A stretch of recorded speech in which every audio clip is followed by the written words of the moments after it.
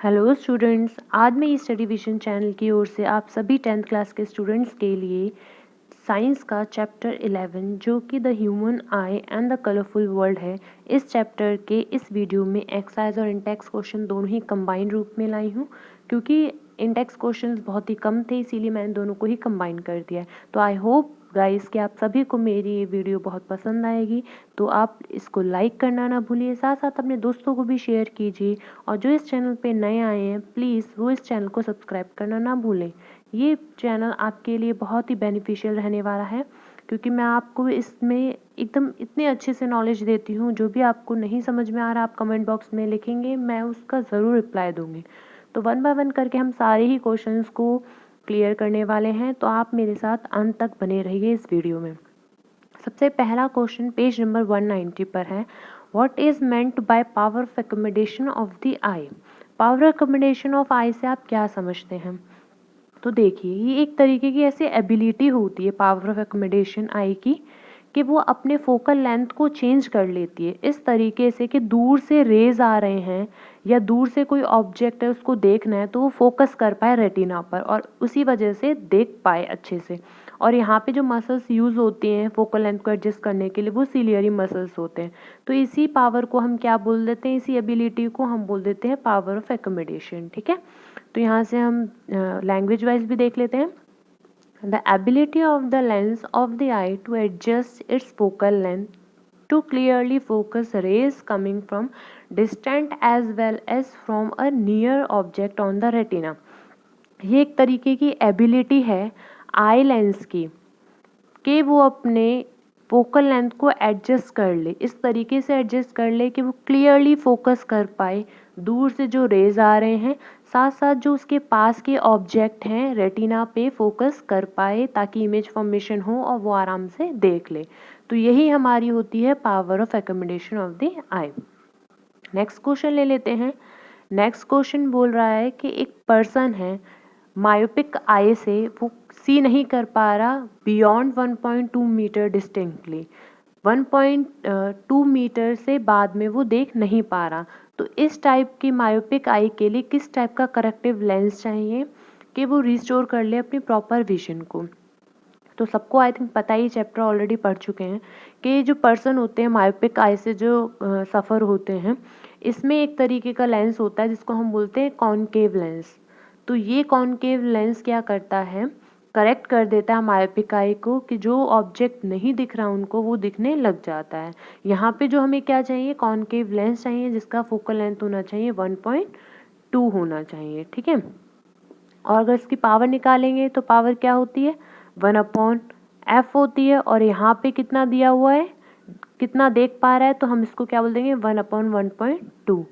तो इस तरीके से भी हम निकाल सकते हैं इसकी। ठीक है, तो अगर हम इस तरीके से निकालते हैं पावर, अगर हमें निकालनी है तो पावर क्या हो जाएगी इसकी, 0.83, वो भी नेगेटिव में होगी इसकी पावर। ठीक है, तो यहाँ पे हम ये भी ऐसे भी बता सकते हैं। वैसे हमें सिर्फ और सिर्फ यहाँ पे करेक्टिव लेंस पूछा गया, तो आप इतना बोल देंगे तो इतना भी इनफ है कि कॉनकेव लेंस यूज़ होगा यहाँ पर। ठीक है, नेक्स्ट क्वेश्चन है हमारा, What is the far point and the near point of the human eye with normal vision? किसी इंसान की नॉर्मल विजन है तो उसका फार पॉइंट क्या होगा और नियर पॉइंट क्या होगा? तो ह्यूमन आई जिसका नॉर्मल विजन है उसका फार पॉइंट तो इन्फिनिटी होगा, दूर तक भी देख पाएगा वो। और जो नियर पॉइंट है वो 25 सेंटीमीटर होगा आई से। ठीक है, ये तो बहुत नॉर्मल क्वेश्चन है, आप भी खुद देख सकते हैं कि एक नॉर्मल पर्सन है जो हेल्दी है, उसको कोई इन्फेक्शन कोई प्रॉब्लम नहीं है देखने में, तो दूर तक भी देख सकता है मैक्सिमम। लेकिन 25 सेंटीमीटर से और आगे वो नहीं देख पाता। तो 25 हमारी नियर पॉइंट होती है और फार पॉइंट तो इन्फिनिटी होती है, बहुत दूर तक। नेक्स्ट क्वेश्चन, क्वेश्चन नंबर 4 है। इसमें पूछा गया है, एक स्टूडेंट है उसको रीड करने में प्रॉब्लम हो रही है ब्लैक बोर्ड को, जबकि वो लास्ट रो में बैठा हुआ है। तो what could be the defect, क्या डिफेक्ट हो सकता है उस चाइल्ड में कि वो उससे सफ़र कर रहा है? How can it be corrected, और किस तरीके से ये प्रॉब्लम सॉर्ट आउट की जा सकती है। तो देखिए, अगर वो नहीं देख पा रहा है ब्लैक बोर्ड को, तो इसका मतलब तो ये है इस स्टूडेंट को जो प्रॉब्लम है, जो सफ़र कर रहा है, वो शॉर्ट साइटेडनेस से कर रहा है, और जिसको हम मायोपिया भी कहते हैं। ठीक है, और मायोपिया में अभी हमने ऊपर पढ़ा कि मायोपिया को करेक्ट करने के लिए हमें कौन सा लेंस यूज़ करना होता है, तो कॉनकेव लेंस यूज़ करना होता है, और इसी कॉनकेव लेंस को हम क्या बोलते हैं, डाइवर्जिंग लेंस भी बोलते हैं। तो यहाँ पे जो ब्लैक बोर्ड नहीं पढ़ पा रहा, जो लास्ट रो में बैठा है, उसको मायोपिया होगा, और साथ साथ यहाँ पे करेक्ट करने के लिए जो लेंस यूज़ होगा वो कॉनकेव लेंस यूज़ होगा, जिसको हम डाइवर्जिंग लेंस भी कहते हैं। इसकी लैंग्वेज आप कैसे लिखेंगे, तो आप ऐसे लिखेंगे, the student is suffering from short sightedness और myopia. Myopia can be corrected by the use of concave और diverging lens of an appropriate power. किसी भी एप्रोप्रिएट पावर का डाइवर्जिंग या कॉनकेव लेंस यूज करके इसको करेक्ट किया जा सकता है। अब हम आते हैं एक्सरसाइज के सॉल्यूशंस पर। सबसे पहला क्वेश्चन एक्सरसाइज का है, the human eye can focus objects at different distance by adjusting the focal length of the eye lens. This is due to, अभी हमने जस्ट ऊपर पढ़ के आए हैं कि जो ह्यूमन आई होती है वो फोकस कर पाती है ऑब्जेक्ट डिफरेंट डिस्टेंस से, पास से भी, दूर से भी, इन्फिनिटी से भी, अपनी फोकल लेंथ को सही करके, चेंज करके, एडजस्ट करके, है ना। तो ये किस वजह से, कैसे कर पाती, सिलियरी मसल्स के द्वारा। जो पावर ऑफ अकोमोडेशन है, इसी को हम बोलते हैं सिलियरी मसल्स के द्वारा अपनी फोकल लेंथ को एडजस्ट कर लेना। इसी पावर को, इसी एबिलिटी को हम क्या बोल देते हैं, पावर ऑफ अकोमोडेशन। तो यहाँ पे जो ऑप्शन है, पहला है बायोपिया, दूसरा एकोमोडेशन, तीसरा है नियर साइटेडनेस, और चौथा है फार साइटेडनेस। तो देखिए इसका करेक्ट ऑप्शन क्या होगा, पावर ऑफ एकोमोडेशन। लेकिन आप सिर्फ एकोमोडेशन लिखा है तो आप क्या लिखोगे, एकोमोडेशन ही लिखोगे। ठीक है, नेक्स्ट क्वेश्चन है मेरा, the human I forms an image of an object at it. सबको पता होगा आई थिंक ये तो, कि जो ह्यूमन आई होती है उसमें इमेज फॉर्मेशन कहाँ होती है, क्या कॉर्निया पे होती है, या आइरिस पे होती है, प्यूपिल पे होती है, रेटिना पे होती है। तो ऑलमोस्ट आई थिंक सारे ही बच्चे जानते होंगे कि रेटिना पे ही इमेज फॉर्मेशन होती है। हमारी आई होती है, ये इधर लेंस होते हैं, और लास्ट वाला जो पोर्शन होता है ये हमारा होता है रेटिना का। ठीक है, और यहाँ पे एक ब्लाइंड स्पॉट होता है जहाँ कोई इमेज फॉर्मेशन नहीं होती, तो यहाँ पे इमेज फॉर्मेशन होती है रेटिना पर। तो रेटिना इसका डी ऑप्शन एकदम करेक्ट ऑप्शन है। नेक्स्ट क्वेश्चन है, the least distance of distinct vision for a adult, young adult with normal vision. अगर किसी इंसान की नॉर्मल विजन है तो उसका लीस्ट डिस्टेंस क्या होगा। अभी ये क्वेश्चन भी हम करके आए हैं कि अगर नॉर्मल इंसान है, उसकी नॉर्मल विजन है, तो फार तो दूर, तो बहुत दूर तक देख सकता है, मतलब इन्फिनिटी देख सकता है, तो उसका फार डिस्टेंस तो हो जाएगा इन्फिनिटी। लेकिन लीस्ट डिस्टेंस या नियर डिस्टेंस पूछा जाएगा आपको तो 25 सेंटीमीटर होगा। तो यहाँ पे ऑप्शन हमारा सी 25 सेंटीमीटर एकदम करेक्ट ऑप्शन है। नेक्स्ट क्वेश्चन है क्वेश्चन नंबर 4। इसमें बोला गया है, the change in focal length of an eye lens is caused by the action of. जो फोकल लेंथ का चेंज होता है एडजस्ट करने के लिए इमेजेस को, तो वो किस तरीके से होता है, किस वजह से होता है। तो यहाँ पे ऑप्शन जो दिए गए हैं, तो देखिए यहाँ पे क्या क्या ऑप्शन है। यहाँ पे हमारा पहला ऑप्शन है प्यूपिल, दूसरा ऑप्शन है रेटिना, तीसरा ऑप्शन है सीलियरी मसल, और चौथा ऑप्शन है आइरिस। तो अब सभी जानते हैं रेटिना पे इमेज फॉर्मेशन होती है, और आइरिस एक भाग होता है आगे वाला, मसल ही होती है एक तरीके की, और प्यूपिल हमारा गोल गोल वाला होता है। लेकिन यहाँ पे जो फोकल लेंथ को एडजस्ट करवाता है, चेंज करवाता है, वो हमारी मसल कौन सी होती है, सीलियरी मसल्स होती है। ऑप्शन सी एकदम करेक्ट ऑप्शन है इसका। ठीक है, अब हम क्वेश्चन नंबर 5 पे आते हैं। क्वेश्चन नंबर 5 में बोला गया है, एक पर्सन है, वो पावर माइनस का 5.5 डायप्टर को उसको चाहिए। ठीक है, करेक्ट करने के लिए डिस्टेंट विजन को, और करेक्ट करने के लिए नियर विजन को उसको पावर लेंस चाहिए जिसकी पावर होनी चाहिए प्लस 1.5 डायप्टर। तो दोनों ही केसेस में आपको बताना है फोकल लेंथ क्या होगी। पहले वाले केस में जब पावर है -5.5 डायप्टर, और दूसरे वाले में जब पावर है प्लस का 1.5। तो दोनों ही केस में, डिस्टेंट विजन में और नियर विजन में, दोनों में हम कैसे बताएंगे? तो हम सभी को पता है पावर क्या होती है हमारी, पावर अकोमोडेशन वो फोकल लेंथ पे डिपेंड करती है, 1/f होती है। क्या होती है हमारी power of the eye lens? तो वो होती है हमारी 1/, अगर हमें पावर निकालनी है तो 1/f, और यहीं से अगर मुझे f निकालनी है तो जाहिर सी बात है 1/p हो जाएगा। तो हमें क्या निकालना है? हमें तो फोकल लेंथ निकालनी है, यहाँ पे क्वेश्चन में बोला हुआ है। तो यहाँ पे फोकल लेंथ क्या हो जाएगी? 1/p हो जाएगी, और 1/p के लिए मतलब 1/-5.5 पहले ऑप्शन के लिए, तो हमारा आंसर आ जाएगा -0.181 मीटर। ऐसे ही दूसरे वाले के लिए देखेंगे अगर हम, तो उसमें क्या था? प्लस का 1.5, तो यहाँ पे भी फोकल लेंथ क्या होगी? 1/p, मतलब 1/1.5, और यहाँ से हमारी फोकल लेंथ कितनी आ जाएगी? 0.667 मीटर आ जाएगी। तो यहाँ पे जो फोकल लेंथ होगी आई की करेक्ट करने के लिए नियर विजन को, वो होगी हमारी 0.667 मीटर। नेक्स्ट क्वेश्चन पर आते हैं। नेक्स्ट क्वेश्चन नंबर 6 है हमारा, और इसमें बोला गया है the far point of a myopic person is 80 centimetre. जो फार पॉइंट है मायोपिक पर्सन का वो 80 सेंटीमीटर है, राइट, और इन फ्रंट ऑफ द आई है। तो व्हाट इज द नेचर, इसका नेचर क्या होगा, साथ साथ इसकी पावर क्या होगी लेंस की जो चाहिए होगी इस प्रॉब्लम को करेक्ट करने के लिए। तो सबसे पहले तो आपको ये पता होना चाहिए कि अगर कोई ऑब्जेक्ट इन्फिनिटी पे रखा हुआ है, यहाँ पे फार पॉइंट बोला है, इसका मतलब इन्फिनिटी है, ठीक है, फार पॉइंट की वजह से इन्फिनिटी है, तो इसका मतलब ऑब्जेक्ट रखा हुआ है इन्फिनिटी पे, और इन्फिनिटी का मतलब u इक्वल टू हो जाएगा इन्फिनिटी के, जैसे यहाँ पे किया हुआ है। दूसरी बात कि यहाँ पे मायोपिक पर्सन है, 80 centimetre in front of the eye दिख रहा है उसको, तो यहाँ पर जो फार पॉइंट डिस्टेंट होगा डिफेक्टेड आई किया वो हमारा हो जाएगा v माइनस का 80 सेंटीमीटर। यहाँ तक समझ में आ गया होगा, आई होप सो। जब हम यहाँ से फोकल लेंथ निकालेंगे तो हमारा लेंस फॉर्मूला होता है 1/f equal to 1/v minus का 1/u, जो कि इस तरीके से दिया हुआ है। अब हम इसमें से सारी वैल्यूज़ को पुट करके v और u की वैल्यू को पुट करके, तो देखिए हमने v की वैल्यू पुट की 1/-180 आ गया, u की वैल्यू पुट की तो 1/∞ आ गया। 1/∞ की वैल्यू जो है वो 0 होती है, ठीक है। तो यहाँ से हमारा क्या आ जाएगा? 1/f आ जाएगा माइनस का 1/80, और जब हम f निकालेंगे तो ये माइनस का 80 आ जाएगा। तो यहाँ से हमारी जो फोकल लेंथ निकली है वो निकली है माइनस का 80 सेंटीमीटर। अब हमारे पास फोकल लेंथ है, अब हमें क्या निकालनी है? पावर और निकालनी है। पावर क्या होता है? पावर होता है 1/f, तो 1/f कर देंगे, और यहाँ पे जो आंसर आया था वो तो सेंटीमीटर में आया था, तो इसको मीटर में चेंज करने के लिए क्या करेंगे?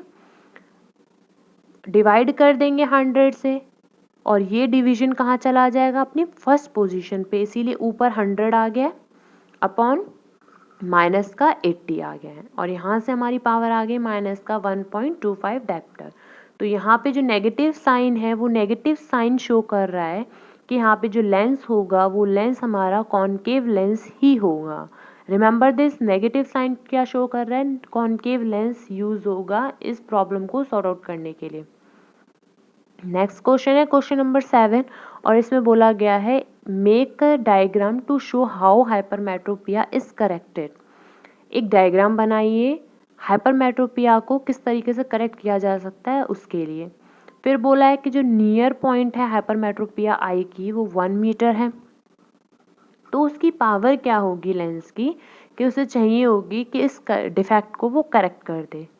फिर साथ साथ इसमें ये भी क्वेश्चन पूछा है कि अज्यूम ये भी बताया कि अज्यूम करो कि जो नियर पॉइंट है नॉर्मल आई का वो 25 सेंटीमीटर। अज्यूम क्या करें? ऑलरेडी होता ही है नियर पॉइंट 25 सेंटीमीटर, इससे आगे का नहीं ठीक से क्लियरली नहीं दिखता। तो यहाँ पे जब डायग्राम बनाएंगे हम हाइपरमेट्रोपिया की है, हाइपरमेट्रोपिया का क्या मतलब होता है कि जो हमारी इमेज बनेगी वो कहाँ बनेगी? रेटिना से दूर बनेगी। अब इसे रेटिना से पास लाने के लिए हमें क्या करना पड़ेगा? एक ऐसा लेंस, स्वीटेबल लेंस इधर यूज़ करना पड़ेगा कि ये जो दूर बन रही है रेज, जो दूर इमेज बन रही है वो हमारी सटीक एकदम रेटिना पे बन जाए एकदम। उसके लिए हमें यहाँ यूज़ करना होगा कन्वर्जिंग लेंस, जो कि है हमारी कॉन्वेक्स लेंस, ठीक है। तो इसमें डायग्राम में आपको साफ दिख रहा होगा, यहाँ पे जो फर्स्ट डायग्राम दी हुई है हमारी, ये फर्स्ट डायग्राम में जो ए पार्ट है इसमें तो डिफेक्ट वाला पर्सन है जिसको हाइपरमेट्रोपिया है, जिसकी वजह से वो देख नहीं पा रहा है चीज़ों को ठीक से, क्योंकि जो इमेज है वो रेटिना पे ना बन के वो रेटिना से भी बाहर दूर बन रही है। तो इमेज तो तभी फॉर्म होती है जब रेटिना पे पड़ती है ना। तो रेटिना पे डालने के लिए हमें यहाँ पे जो लेंस यूज़ करना पड़ेगा वो लेंस यूज़ करना पड़ेगा हमें कॉन्वेक्स लेंस। तो यहाँ पे आपको आई होप समझ में आ गया होगा। तो हम कैसे बोलेंगे, द हाइपरमेट्रोपिक आई है ये, और फर्स्ट वाली और सेकेंड वाली जो है इसमें करेक्शन यूज़ किया है कॉन्वेक्स लेंस के द्वारा, दोनों ही बता दिए गए। फिर यहाँ पे हम लोग को पूरा इसमें सॉल्व भी करना था, पावर निकालनी थी। पावर निकालने के लिए क्या करेंगे, हमें सबसे पहले पता होना चाहिए यहाँ पे नियर विजन कितना दिया हुआ है, नियर पॉइंट कितना दिया हुआ है 25। इसका मतलब ऑब्जेक्ट हमारा हो गया माइनस का 25 सेंटीमीटर। साथ साथ जो इमेज फॉर्मेशन हो रही थी वो वी हो गई हमारी माइनस का 1 मीटर, और 1 मीटर होता है माइनस का 100 सेंटीमीटर। अब हमारे पास सारी ही कंडीशन, हम आराम से क्या निकालेंगे, इसका एफ निकाल लेंगे मिरर लेंस फॉर्मूला को यूज़ करके। अभी जो लेंस फॉर्मूला है हम किस तरीके से यूज़ करेंगे, देखिए आप 1/f equal to 1/v minus का 1/u। यहाँ पे हम एक एक करके सारी चीज़ों को डालेंगे। v दिया हुआ है माइनस का 100 तो 1/-100 हो गया। u दिया हुआ है 25 तो 1/25 हो गया। दोनों को सॉल्व किया हमने यहाँ से, तो यहाँ पे आ गया 1/3 f। ठीक है, 1/3 मीटर आ गया हमारा f। जब f आ गया तो हमें पावर क्या होती है, 1/f होती है, और इसको जब हम 1/f रखेंगे तो 1/3, और ये वाली पोजीशन कहाँ जाएगी, फर्स्ट वाले पे। तो इसका मतलब जो पावर है इसकी वो क्या हो जाएगी, 3 डायप्टर हो जाएगी। और यहाँ पे जो लेंस यूज़ होगा इसको करेक्ट करने का, यहाँ पॉजिटिव साइन क्या शो कर रहा है, पावर का पॉजिटिव साइन शो कर रहा है कि जो लेंस होगा वो हमारा कॉन्वेक्स लेंस यूज़ होगा, और नेगेटिव साइन क्या शो करता है, कॉनकेव लेंस शो करता है। ठीक है, तो convex lens of power, convex lens use होगा और उसका पावर कितना होना चाहिए, 3.0 डायप्टर होना चाहिए प्लस में। इसका मतलब कॉन्वेक्स लेंस है वो। नेक्स्ट क्वेश्चन है क्वेश्चन नंबर 8, और इसमें बोला गया है Why is a normal eye not able to see clearly the object placed closer than 25 centimetre. अभी हम ऊपर बार बार ये पढ़ते आ रहे हैं कि हमारा जो नियर साइट है, नियर पॉइंट है देखने का, वो 25 सेंटीमीटर है। हमने ऑब्जेक्टिव टाइप क्वेश्चन में भी देखा, साथ साथ क्वेश्चन में भी हम हर जगह देख रहे हैं नियर पॉइंट को। तो एक्चुअली में क्यों होता है कि जो नॉर्मल आई है वो आसानी से नहीं देख पाती, 25 सेंटीमीटर से भी अगर पास चीज़ें रखी हैं तो क्लियरली नहीं दिख पाता है। तो इसका रीज़न क्या है, तो देखिए इसका रीज़न ये होता है कि अभी मैंने आपको बताया कि जो फोकल लेंथ को कौन एडजस्ट करता है, हमारी आई में कौन सी मसल होती है, उनको हम बोलते हैं सीलियरी मसल। तो हमारी आई में सीलियरी मसल्स होते हैं, वो फोकस करवाते हैं, एडजस्ट करवाते हैं फोकल लेंथ को, ताकि इमेज फॉर्मेशन हो सके। तो यहाँ पर जो सीलियरी मसल होती हैं आई की, वो अनेबल होती हैं कि इतना कॉन्ट्रैक्ट हो जाए, अपनी लिमिट होती है ना भाई हर किसी की, तो इतना भी कॉन्ट्रैक्ट नहीं हो सकती वो कि इतनी पास में चीज़ें रख कर हम रेटिना पे फॉर्मेशन कर लें इमेज की। इसीलिए यहाँ पर 25 सेंटीमीटर से अगर हम और क्लोज रखते हैं चीज़ों को तो हम आसानी से नहीं देख पाते चीज़ों को। ठीक है, तो देखिए कैसे एक्सप्लेन करेंगे कि नॉर्मल आई है is not able to see the object place closer than 25 centimetre clearly because the ciliary muscles, क्योंकि जो सीलियरी मसल्स होती हैं आईज की वो अनएबल होती हैं कॉन्ट्रैक्ट करने के बियॉन्ड एक सर्टेन कुछ लिमिट के बाद में वो और ज़्यादा कॉन्ट्रैक्ट अपनी सीलियरी मसल्स को नहीं कर पाती हैं और ज़्यादा सिकुड़ा नहीं पाती हैं। ठीक है, और जब तक वो सिकुड़ा नहीं पाएंगी वो इमेज फॉर्मेशन नहीं हो पाएगी रेटिना पर। तो एक लिमिट होती है, हर चीज़ की लिमिट होती है, आप भी समझते हैं। तो यहाँ पर एक लिमिट, सर्टेन लिमिट तक ही वो कॉन्ट्रैक्ट कर पाती है, लेकिन 25 सेंटीमीटर से भी अगर आप चीज़ों पास रखोगे तो हमें कैसे क्लियरली दिखाई देगा, क्योंकि रेटिना पे फॉर्मेशन ही नहीं होगी इमेज की।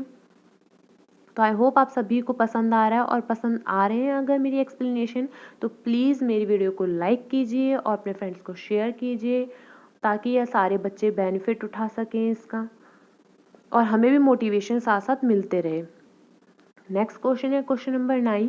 इसमें बोला गया what happens to the image distance, क्या होता है इमेज डिस्टेंस के साथ आई में जब हम इंक्रीज कर देते हैं डिस्टेंस को, किसी भी ऑब्जेक्ट की अगर आई से हम डिस्टेंस को बढ़ा दें तो इमेज का क्या होगा।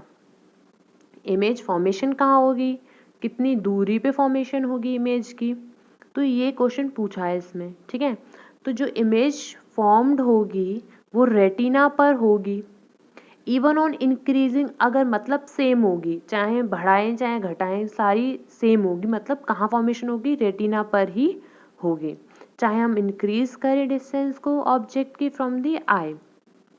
लेकिन जो हमारी आई लेंस है वो, हमारी जो आई लेंस है वो थिनर होती जाती हैं और जो उसका फोकल लेंथ होता है वो भी इंक्रीज होता जाता है जैसे जैसे हम ऑब्जेक्ट को मूव करते हैं, अपनी आई से दूर रखते हैं।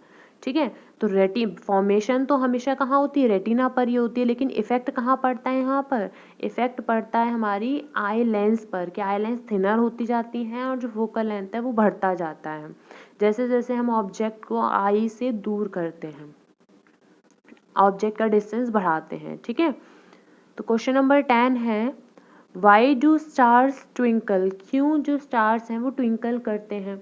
तो देखिए ये 10th में इसमें चैप्टर में आपको अभी शायद मैंने वीडियो इसकी नहीं दी है, जब मैं इसका एक्सप्लेन करूँ तो आपको बहुत अच्छे समझ में आ जाएगा। वैसे फिर भी अगर क्वेश्चन में आया है तो यहाँ पे भी एक्सप्लेनेशन बनता ही है। जो स्टार्स हैं वो ट्विंकल करते हैं एटमॉस्फेरिक रिफ्रैक्शन के द्वारा। ठीक है, जो लाइट है, स्टार की लाइट जो होती है उसके अंदर एटमॉस्फेरिक रिफ्रैक्शन होता है। जैसे जैसे स्टार्स दूर जाते हैं हमसे तो they have almost point source बन जाते हैं वो लाइट के। और जो सन होता है, यहाँ पे सन जो है हमारा सन है, सूरज है। ठीक है, बेटा वाला सन नहीं है, SUN वाला सन होगा। Account of the atmosphere refraction, यहाँ पे जो पाथ होता है रेज का, लाइट का, तो लाइट जो आ रही होती हैं स्टार से वो स्लाइटली चेंज होती रहती हैं और जो उनकी अपरेंट पोजीशन होती है फ्लक्चुएट करती रहती है। मतलब ऐसा लगता है हमें कभी नहीं है, कभी है, कभी है, कभी नहीं है। तो इस तरीके से एक्चुअली में स्टार ट्विंकल नहीं करते, वो अज्यूम होते हैं कि वो स्टार ट्विंकल कर रहे हैं क्योंकि उनकी पोजीशन जो है कभी हमें कहीं और दिखती है, कहीं और दिखती है। तो इस वजह से स्टार हमें ट्विंकल करते हुए नज़र आते हैं। ठीक है, और कभी कभी जो स्टार हैं वो अपीयर होते हैं कि बहुत ब्राइट हैं और कभी कभी वो एकदम फेंट टाइप लगते हैं, बहुत हल्के हल्के से भी लगते हैं। ठीक है, तो इसमें यही है कि हम इस तरीके से स्टार जो है ट्विंकल करते हैं। अगर आपसे और भी इसमें क्वेश्चन पूछा जा सकता है कि रीज़न, अगर पर्टिकुलर रीज़न बताना है क्या है तो हम क्या बताएंगे इसमें कि स्टार क्यों ट्विंकल करते हैं, एक वर्ड में कि एटमॉस्फेरिक रिफ्रैक्शन के कारण करते हैं। ठीक है, नेक्स्ट क्वेश्चन देख लेते हैं। नेक्स्ट क्वेश्चन है क्वेश्चन नंबर 11। अब इसमें क्वेश्चन आ गया है कि एक्सप्लेन करो क्यों प्लैनेट्स ट्विंकल नहीं करते। तो प्लैनेट्स बहुत ज़्यादा क्लोज होते हैं अर्थ के और ऐसे लगते हैं एक्सटेंडेड सोर्स जैसे लगते हैं अगर हम यहाँ से देखें तो। इसीलिए जो प्लैनेट है may be consider as a collection of large number of point size light sources का कलेक्शन हम ले सकते हैं। ऑल्दो जो लाइट कम हो आ रही होती है इंडिविजुअल पॉइंट से बहुत छोटी होती है, लेकिन total amount of light energy हमारे आई में आ रही होती है सारे ही इंडिविजुअल पॉइंट साइज सोर्स से, वो एवरेज बन जाती है और उन सारी एवरेज का टोटल आउट हम करते हैं तो नॉर्मल सा लगता है, कांस्टेंट सा लगता है। इसीलिए जो प्लैनेट्स हैं अपीयर नहीं होते कि ब्राइट दिखें और उसमें ट्विंकलिंग नहीं दिखती है प्लैनेट्स में। अगर आपको नहीं समझ में आया होगा मैं दोबारा बताती हूँ, जो प्लैनेट्स होते हैं मच क्लोजर होते हैं अर्थ के एज कम्पेयर टू स्टार्स। ठीक है, जो स्टार्स हैं वो और ज़्यादा दूर होते हैं प्लैनेट से और जो हमारे प्लैनेट्स हैं वो एक्सटेंडेड सोर्स ऑफ लाइट होते हैं। ये तो हमें सबको ही पता है कि जो स्टार्स की खुद की लाइट होती है और सन की खुद की लाइट होती है, पर प्लैनेट्स की खुद की लाइट नहीं होती। प्लैनेट्स दूसरे से लाइट लेते हैं, मतलब सन से लेते हैं, स्टार से लेते हैं, है ना। तो ये बिहेव करते हैं नंबर ऑफ पॉइंट सोर्सेज से, कि बहुत सारे छोटे छोटे छोटे छोटे सोर्स हैं, ये पॉइंट सोर्स हैं, और जब हम इनका एवरेज वेरिएशन निकालते हैं तो वो ज़ीरो आ जाता है। इस वजह से जो प्लैनेट्स होते हैं वो ट्विंकल नहीं करते। और जो हमारे अगर हम स्टार्स की बात लें तो जो स्टार्स हैं हमारे, उनकी खुद की लाइट होती है, और साथ साथ ये प्लैनेट से भी और ज़्यादा दूर होते हैं, और उनके अंदर रिफ्रैक्शन पाया जाता है, ठीक है, एटमॉस्फेरिक रिफ्रैक्शन पाया जाता है। इस वजह से वो ट्विंकल करते हुए अज्यूम होते हैं। नेक्स्ट क्वेश्चन ले लेते हैं, क्वेश्चन नंबर 12। क्वेश्चन नंबर 12 में बोला गया है, why does the sun appear reddish early in the morning. सुबह सुबह एकदम अर्ली मॉर्निंग में जो सन है वो रेडिश सा क्यों लगता है, रेडिश सा क्यों दिखता है। तो जब सन राइज होता है तो जो लाइट रेज आ रही होती है सन से, उन्हें बहुत लंबा डिस्टेंस चलना पड़ता है। सबको पता है, जैसे हमारा सन है अगर ये, तो हॉरिजॉन्स भी होते हैं, है ना। तो यहाँ पर जो हमारा ये अर्थ है मान लो, और सन तो बहुत बड़ा होता है, तो हम छोटा सा पार्ट ले लेते हैं सन का। यहाँ से लाइट रेज आ रही हैं, जब यहाँ सन होगा और यहाँ सन होगा तो बहुत डिफरेंस है। तो देखिए, जब यहाँ सन होता है तो बहुत दूर दूर चलनी पड़ती है लाइट रेस को, जबकि एकदम सर के ऊपर है अगर तो बहुत कम दूर चलना पड़ता है।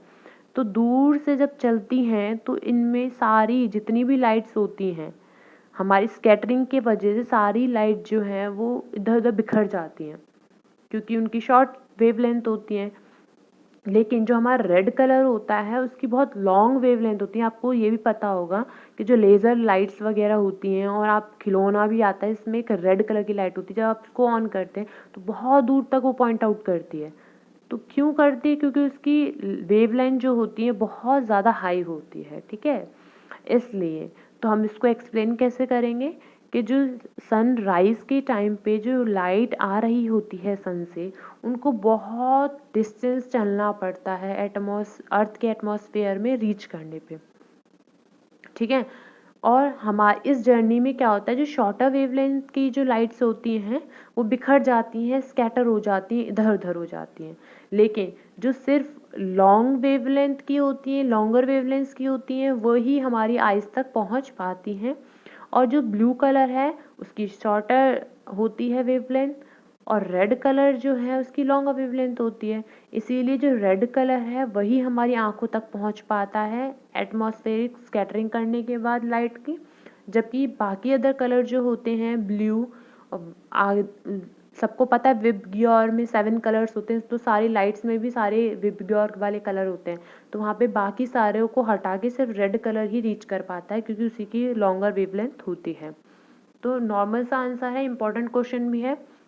तो ये बोलेंगे क्योंकि जो शॉर्टर वेवलेंथ होती हैं लाइट्स की वो स्कैटर हो जाती हैं, और सिर्फ लॉन्गर वेवलेंथ की ही हमारी आंखों तक पहुंच पाती है लाइट। इसीलिए जो हमारा सन है वो रेडिश अपीयर होता है मॉर्निंग के टाइम पर, ठीक है। नेक्स्ट क्वेश्चन ले लेते हैं, क्वेश्चन नंबर 13। इसमें बोला गया है, why does the sky appear dark instead of blue to an astronaut. किसी भी एस्ट्रोनॉट को जो स्काई है वो डार्क दिखता है, काला दिखता है, ब्लू नहीं दिखता जब स्पेस के अंदर जाते हैं। तो क्यों, जो आसमान है वो क्यों काला दिखता है। आई थिंक सबको पता होगा, कोई भी चीज़ काली क्यों दिखती है, जहाँ पे एटमॉस्फेयर की एब्सेंस हो, एटमॉस्फेयर ही ना हो तो वहाँ कलर कहाँ से होंगे, वहाँ स्कैटरिंग ही नहीं हो पाएगी। इसीलिए जो स्काई है वो अपीयर होता है डार्क एस्ट्रोनॉट्स को, जब वो बाहर निकलते हैं, हमारे अर्थ के सरफेस से बाहर निकलते हैं, तो वहाँ पे जो स्कैटरिंग लाइट की वो हो ही नहीं पाती है, क्योंकि वहाँ पे एटमॉस्फेयर की एब्सेंस होती है, और इसी एब्सेंस की वजह से एटमॉस्फेयर की वहाँ पे स्कैटरिंग नहीं हो पाती है, और स्कैटरिंग नहीं है तो वहाँ कोई लाइट नहीं होगी। तो आंसर कैसे देंगे आप कि the sky appears dark instead of blue to an astronaut as the scattering of light does not take place, क्योंकि जो लाइट की स्कैटरिंग है वो प्लेस नहीं कर पाती है, टेक प्लेस नहीं कर पाती है अर्थ की एटमॉस्फेयर के बाहर। और वहाँ पे हम यही बोल सकते हैं एटमॉस्फेयर का ही एब्सेंस होती है वहाँ पे, इस वजह से वो ब्लैक दिखता है एस्ट्रोनॉट को स्काई। ठीक है, तो यहीं तक थे ये पीडीएफ में क्वेश्चंस, और आपकी यहाँ से इंटेक्स और एक्सरसाइज के क्वेश्चंस कंप्लीट हो चुके हैं। तो पूरी वीडियो देखने के लिए बहुत बहुत आप सभी का धन्यवाद।